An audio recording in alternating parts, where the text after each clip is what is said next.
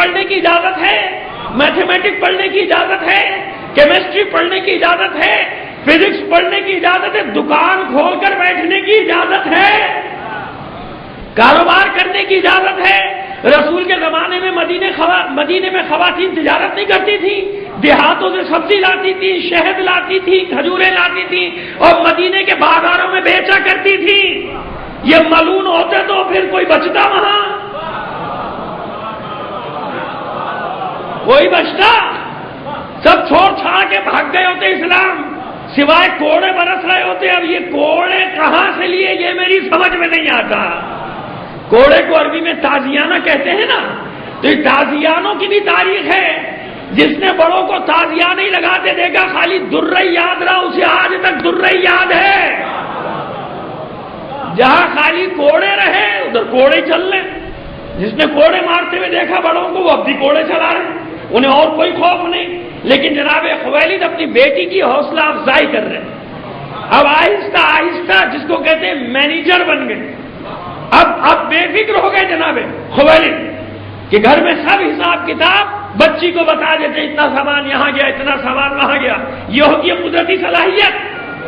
جب آخری وقت آیا، برابر کا سامان وراثت جتنی لڑکی کی تھی اتنے لڑکی کو، جتنے لڑکے کی تھی اتنے لڑکے کو دے دی۔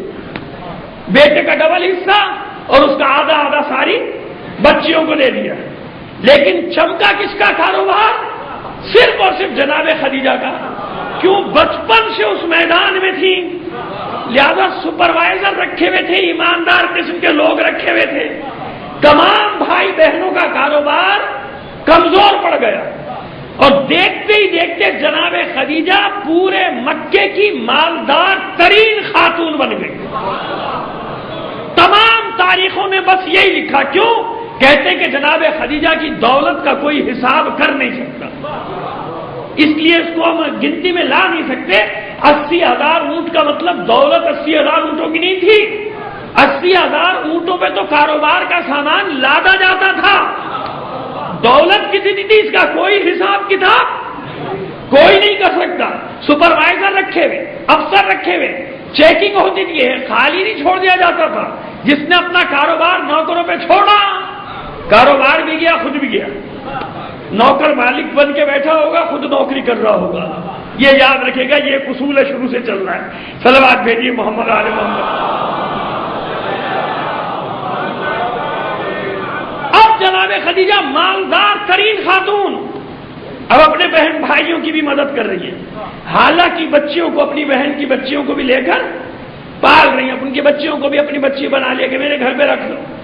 ہر سال قبیلہ بدل بدل کے تجارت کا مال دیتی ہے۔ آپ فہم و فراست دیکھیے، یہ فہم و فراست کیوں؟ کیونکہ عورت ذات ہے، عورت ذات ہے۔ اگر کسی ایک ہی قبیلے کو ہر بار سامان دے گی اپنا تجارت کے لیے، کیونکہ سب کو شوق ہوتا تھا نا کہ جناب خدیجہ کا مال ہمیں ملے، جناب خدیجہ کا مال ہمیں ملے، کیونکہ منافع زیادہ ہے، مارکیٹ بھی اچھی ہے۔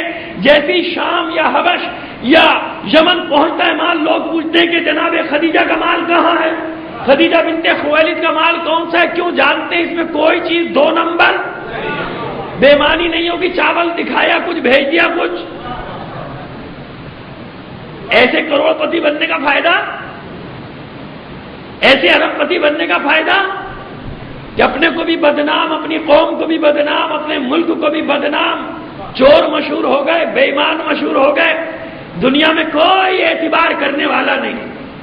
مگر ایسے ڈھیٹ ہیں لوگ کہ پھر کہتے ہیں راتوں رات کروڑ پتی بن جاؤ، بھاڑ میں گئی، عزت میں کیا رکھا ہے؟ عزت میں کیا رکھا ہے؟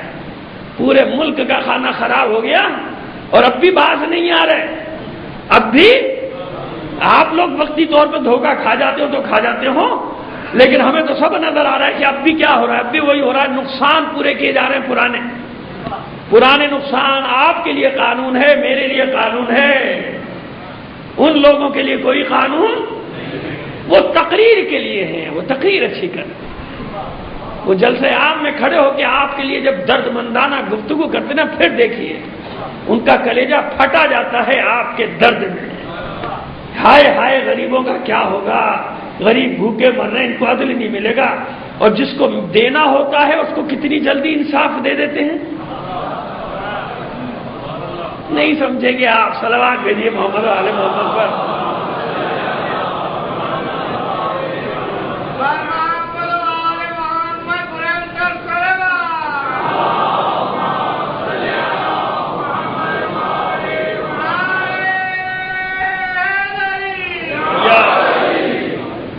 جس کو دینا ہوتا ہے اس کو کتنی جلدی دے دیتے ہیں تاکہ مشہور ہو جائے دنیا میں کتنی زبردست عدل و انصاف سے کام لیا ہے۔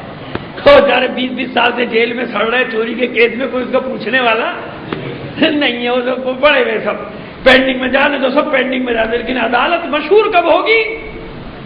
عدالت کی شہرت کے لیے ضروری ہے کہ کچھ فیصلے فٹافٹ، کیونکہ لین دین کا معاملہ ہے، سیدھی سیدھی بات ہے، میں نہیں ڈرتا کسی چیز سے، بات ہے گیو اینڈ ٹیک کی، تم نے ہمارا ساتھ دیا ہم تمہارا ساتھ دیں گے، سیدھی سی بات ہے۔ ہمیشہ یہی ہوا، پہلے بھی یہی ہوا، آج نہیں ہوا کہ ایسی عدالت، کہاں کی عدالت، سب چور بیٹھے اچھکے بیٹھے، یہ کون سی عدالت ہمیں دیں گے؟ یہ انہی کو عدالت دیں گے جو ان کے لیے تحریکیں چلائے گا، غریبوں کے لیے کوئی عدالت نہیں ہے یہاں پہ، ان کے کیس ویسے ہی پڑے ہوئے ہیں۔ لیکن آپ نے دیکھ لیا نا کہ جب دینا ہو تو فٹافٹ دے دیا نا سب کچھ، کیوں بھائی تم نے ہمارا ساتھ دیا ہم تمہارا ساتھ دیں گے۔ تو یہ اس معاشرے میں، اس سوسائٹی میں ہم رہتے ہیں کہ جہاں عدالتیں بکتی ہیں بریف کیسوں کے اوپر، لگ جائے احانت عدالت کا مطمئن میں ایک بار لگی جائے، جان چھوٹے، زبان بندی ہو جائے، لیکن مجھے کوئی خوف نہیں، میں تو جو دیکھ رہا ہوں وہی بات کرتا ہوں۔ صلوات بھیجیے محمد آل محمد پر۔ تو خیر جناب، بات کہیں سے کہیں نکل گئی، لیکن کیا کروں، عدل و انصاف کے رہنماؤں کا ذکر کر رہا ہوں تو اتنی بات تو جرت تو آنی چاہیے نا کہ اتنی بات تو آدمی کرے نا کم سے کم۔ تو اب جناب بے ایمانی، چوری، عدالت کچھ نہیں، ایک طرف ہے جناب خدیجہ کا مال، کیوں؟ جانتے ہیں کہ بالکل صحیح ہوگا، جیسا بتایا جائے گا ویسے ہی ہوگا، یہ خراب والا ہے، یہ اچھا والا، یہ اس سے اچھا والا، یہ اس سے اچھا والا، لہذا سب سے پہلے سب سے اچھے داموں مال بھی بکتا ہے جناب خدیجہ کا۔ کس زمانے میں؟ اس زمانے میں جب بیٹیوں کو زندہ درگور کیا جاتا ہے۔ یہ زندہ درگور کرنا کہانی قصہ نہیں ہے، افسانہ نہیں ہے، یہ بھی تاریخ ہے۔ نعمان ابن منذر نے حملہ کیا بنی تمیم پر اور قبضہ کر ان کو مارنے کے بعد ان کی عورتوں اور بہت سارے لوگوں کو قید کر کے لے گئے، اور انہی قیدیوں میں قیس ابن عاصم جو بنی تمیم کا سردار ہے، اس کی بیٹی بھی گئی ہے قیدیوں میں۔ بعد میں صلح صفائی ہوئی، نعمان ابن منذر نے کہا تمہارے قیدیوں میں سے جو جانا چاہتا ہے لے جاؤ، جو نہیں جانا چاہتا اس کو زبردستی نہیں لے جا سکتے۔ سب چلے گئے، خود قیس کی اپنی بیٹی، قیس نے اپنی بیٹی سے کہا چلو واپس، اس نے کہا نہیں جاتی، اس نے کہا میں نہیں جاتی، مجھے یہی رہنا منظور ہے، میں تمہارے ساتھ نہیں جاتی۔ خیر الگ قصہ ہے۔ اب یہ جنون کے عالم میں آیا اور اس نے عہد کیا کیونکہ بیٹی میری ذلت اور رسوائی کا باعث بنی ہے، لہذا جو بیٹی پیدا ہوگی اسے قتل کر دوں گا۔ تو اس کے بعد تاریخوں میں ہے کہ اس نے اپنی 13 بیٹیوں کو قتل کیا، جنون کے عالم میں کتنی بیٹیوں کو؟ بس اسی بنی تمیم اور بنی بکر ابن وائل، یہ 3-4 قبیلے تھے جن میں یہ رسم تھی کہ بچی پیدا ہوتی تھی، جب 6 سال کی ہوتی تھی اس کو نئے کپڑے پہنائے جاتے تھے، تاج پہنایا جاتا تھا، قبر تیار ہوتی تھی، ماں سجا بنا کے باپ کے ساتھ بھیجتی تھی، اس قبر کے پاس کھڑے ہو کر وہ بدبخت اس بچی سے کہتا تھا نیچے دیکھو، جیسے ہی بچی نیچے دیکھتی تھی پیچھے سے دھکا دے دیتا تھا، اور وہ بچی ابا ابا کر کے چلاتی تھی، اور یہ ملعون مٹی ڈال کے زندہ دفن کر دیتے تھے۔ اور مکے میں وہ علامت اب تک بتائی جاتی ہے ایک جگہ جہاں پہ کوئی بلڈنگ تعمیر نہیں ہو سکتی کہ یہاں وہی بچیاں بیچاری دفن کی جاتی تھیں، زندہ درگور کی جاتی تھی۔ اور اس سے ڈر کے کچھ خواتین جب بچے کی ولادت قریب ہوتی تھی تو خود ہی قبر کھود کے اس کے پاس بیٹھ جاتی تھی، اور ایک ان کی مددگار بیٹھ جاتی تھی کہ 6 سال تک پال کے بچی کو مرتے ہوئے دیکھنا کتنا مشکل کام ہے، لہذا پیدا ہوگی اگر لڑکی تو اس کو اسی وقت مار دو تاکہ ہمیں زیادہ نہیں، ماں کو زیادہ دکھ نہ ہو۔ یہ وہ معاشرہ ہے، اور یہ ظالمان ہمیں اسی معاشرے کی طرف لے جانا چاہتے ہیں، لے جانا چاہتے ہیں کہ نہیں؟ یہ اسلام کی طرف نہیں لے جانا چاہتے، یہ ہمیں زمانے جاہلیت کی طرف لے جانا چاہتے ہیں۔ اسلام نے تو حوصلہ افزائی کی کہ نہیں کی؟ لہذا جناب خدیجہ اپنے وقت کی کی مالدار ترین خاتون، تاجر خاتون، اور ایسی تاجر خاتون پہلے یہ طے کیجئے کہ رسول 40 سال کے بعد بنے یا پہلے سے تھے نا؟ ہمیشہ سے رسول تھے، صادق تھے، امین تھے، رسول تھے. تو جو سب کچھ جاننے کے باوجود بھائی اور بھی مالدار لوگ تھے. ابو جہل بھی تھے، چچا عباس ابن عبد المطلب، ابو سفیان. اس وقت تک تو جھگڑا اتنا بڑا ہوا نہیں تھا، تجارت ہی تو تھی، کسی کا بھی مال لے جاتے. لیکن جناب خدیجہ ہی کا انتخاب کیوں کیا؟ سوال یہ ہے نا. منع کرتے تھے کہ میں عورت کا مال لے کر نہیں جاؤں گا، عورت کے مال سے تجارت نہیں کروں گا، لیکن نہیں، خاتون کا ہی انتخاب کیوں؟ ارے ان تمام بے ایمانوں میں رسول جانتا ہے کہ ایک ہی ایمان والی ہے. یہ ہے رسالت کا اعجاز. اب آپ نے یہاں یہ معجزہ بھی دیکھ لیا نا، تاکہ کوئی یہ الزام بھی نہ لگا سکے کہ زمانے جاہلیت میں رسول نے بھی بے ایمانوں کے ساتھ کاروبار کیا تھا. وہ امانت دار ہے، وہ سچا ہے، لہذا کاروبار کے لیے بھی انتخاب کیا تو ایک با ایمان خاتون کا. نہیں ابھی بات مکمل نہیں ہے، بس میرے بھائی اپنے ویڈیو کیمرے یہ جو موبائل والی ہیں بند کرتے ہیں ان سے لے لیجیے گا. میں ڈسٹرب ہوتا ہوں، یوں دیکھتا ہوں، وہ نیچے دیکھ کے کیمرہ دیکھ رہا ہوتا ہے، مجھے بہت پریشانی ہوتی ہے. آئندہ ایسا نہ کریں. صلوات بھیجیے محمد آل محمد پر. ایک بار اور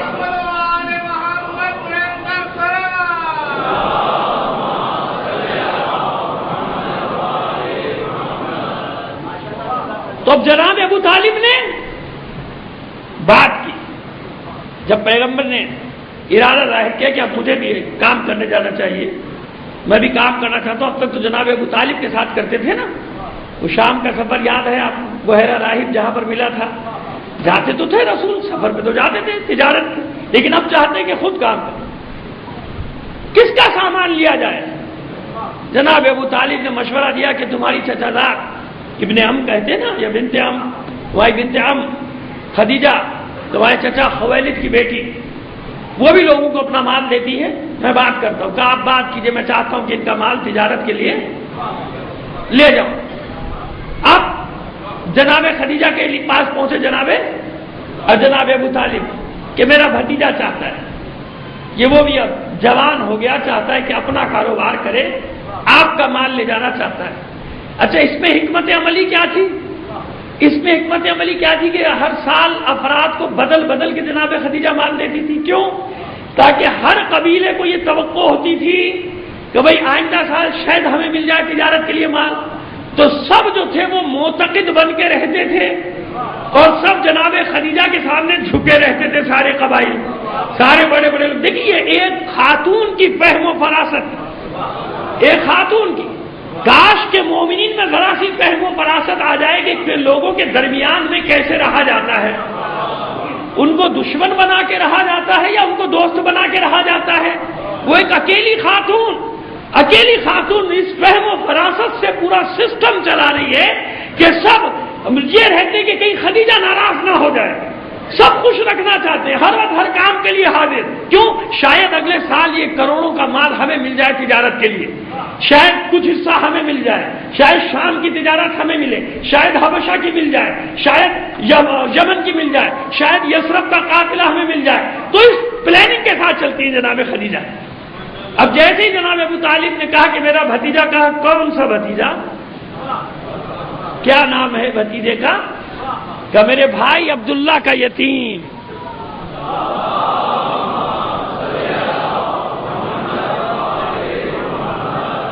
لا بھیا پانی ذرا سا پلائی تو جب تک پلائی.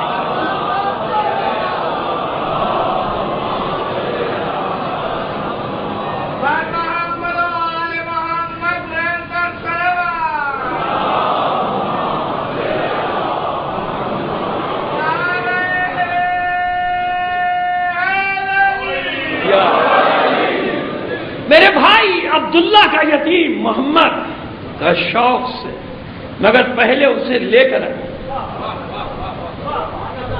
بھائی شرائط طے ہوتی ہیں کاروبار میں، چاہے بھائی ہو چاہے کوئی. لکھت پڑھت کر لو تاکہ بعد میں جھگڑوں سے بچ جاؤ۔ ابھی محبت ہے ہم لوگوں میں، ہم نے کوئی بات نہیں کی، سب کو اعتبار ہے، نہیں دیے ایک دوسرے پر، اور جب معاملہ آگے بڑھا، میرے بچوں تک پہنچا، بچوں کی شادیوں تک پہنچا، ان کے بچوں تک پہنچا، تو اب وہ حالات تو نہیں رہے نا جو میرے اپنے بھائیوں کے ساتھ تھے، اپنی بہنوں کے ساتھ تھے۔ اب افراد بدل گئے نا، نسل بدل گئی، لہذا جھگڑا شروع ہو گیا۔ اگر لکھت پڑھت میں کچھ نہ ہو، مکاتبہ کیوں واجب قرار دیا قرآن نے؟ اسی لیے نا کہ مکاتبہ کر لو، لکھ لیا کرو۔ اگر کچھ لکھنے پڑھنے میں نہ ہوا تو کیا ہوگا؟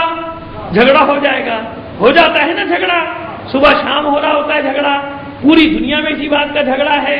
لہذا کہا کہ نہیں، کاروبار کی بھی شرائط طے کر لو، کیا پتہ راستے میں کون مر جائے، اور پھر وہ دعویٰ کرے، اس کی اولاد دعویٰ کرے کہ بھائی میرا اتنا پیسہ تھا تمہارے باپ کو، کہا بھائی ہمیں تو ابا نے نہیں بتایا، کوئی تحریری ثبوت ہے تو لے آئیے۔ اب تحریری ثبوت نہ ہوا تو کیا ہوگا؟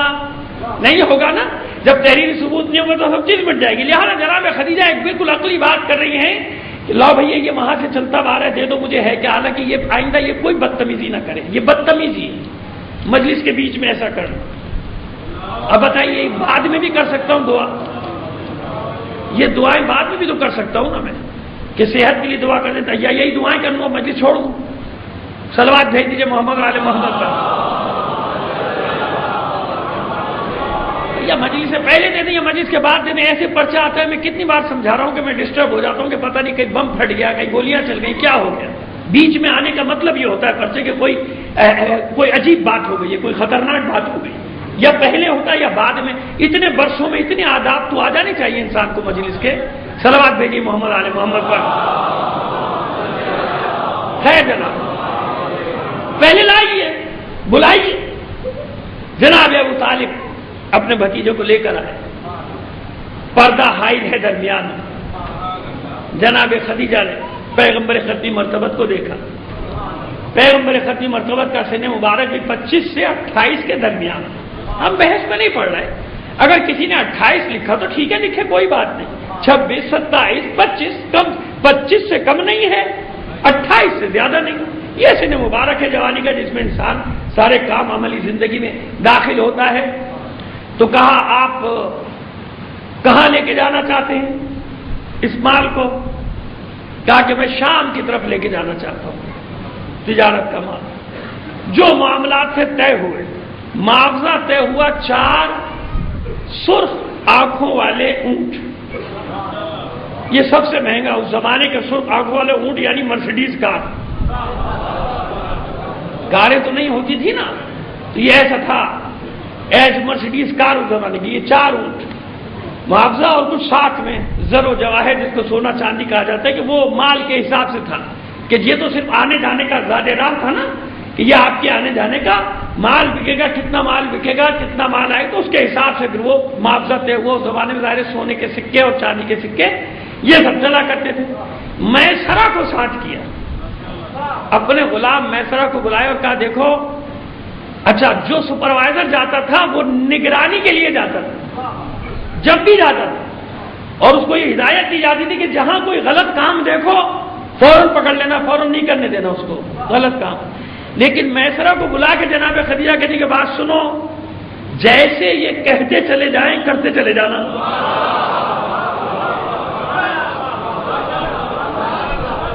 میسرہ کو کہا خبردار، بولنا مت ان کے کام میں، جو یہ کریں کرنے دینا، بیچ میں مت بولنا، بس دیکھتے رہنا کہ کیا کرتے ہیں، ان کے جو حالات ہوں وہ مشاہدہ کرتے رہنا، لیکن خبردار کام میں مداخلت نہ کرنا۔ گیا میسرہ، مارکیٹ لگی شام کی، حضور نے سامان رکھ دیا، ابھی نہیں، پہلے سب کو سب کا حق مل جائے، مقابلے میں نہیں بیچنا ہے سامان۔ میسرہ کہہ رہا ہے بازار خالی ہو جائے گا، ختم ہو جائے گا بھائی، کہا نہیں، پہلے ان کو بیچنے دو، مکے والوں کو اپنا سامان۔ سب کا مال بک گیا، دوسرے دن بازار خالی، اب پیغمبر نے جناب خدیجہ کے مال کی نمائش کی۔ اب جب مال رکھا گیا، کوئی دوسرا مال مقابلے پر نہیں، سارا مال تھوڑی ہی دیر میں اچھے داموں بک گیا۔ وہاں سے اور اچھی اچھی چیزیں خریدی، دوسرا سامان لیا، قافلہ واپس چلا۔ جب جا رہا تھا تو ایک واقعہ ہوا، مکے کے لوگوں کا قافلہ ایک جگہ آرام کے لیے ٹھہرا اور رسول ایک درخت سے ٹیک لگا کے بیٹھ گئے، اور وہاں پر ہے ایک عیسائی راہب نستور کا معبد یا چرچ، وہ غور سے دیکھتا رہا۔ میسرہ کو بلایا، کہا یہ کون ہے؟ یہ جو درخت سے پشت لگا کے بیٹھا ہے یہ ہے کون؟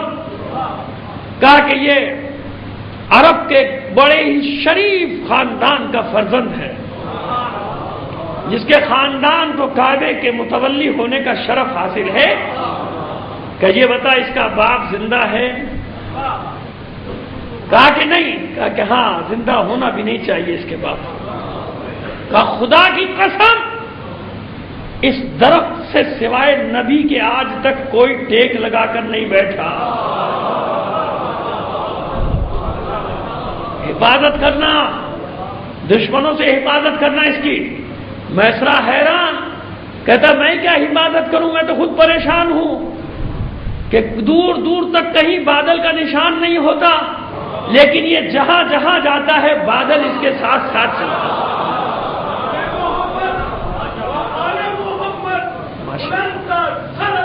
اللہ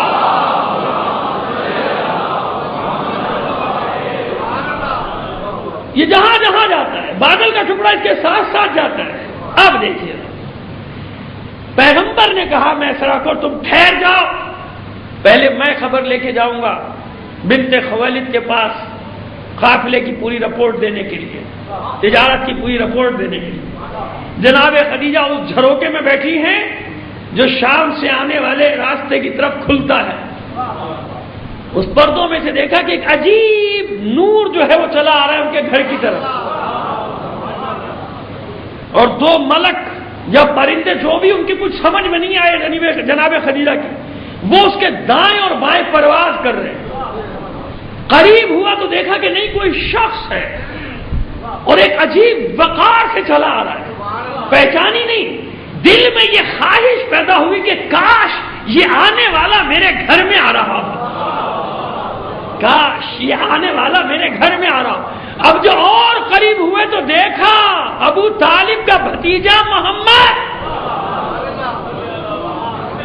بھیجا کنیزوں کو جلدی سے کہ ابو طالب کا بھتیجا آیا ہے، ہاشم کا پوتا آیا ہے، اسے احترام سے بٹھاؤ۔